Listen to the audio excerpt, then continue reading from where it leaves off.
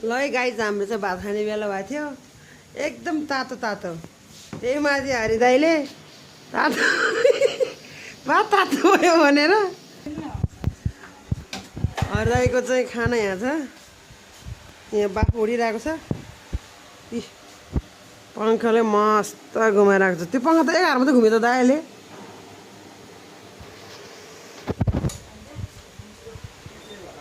होइन यता भात त एकतिर छ नि लाएर यस्तो बाफ उडिरहेछ ट्याङ्ग लाएर हरि दाइले चाहिँ नयाँ तरिका ल्याएको है दाइ तातो तातो एकदम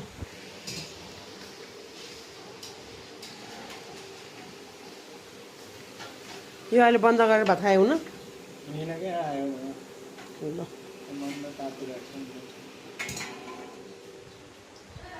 आज चाहिँ हाम्रो चाहिँ गुन्द्रुक र आलु भट्टा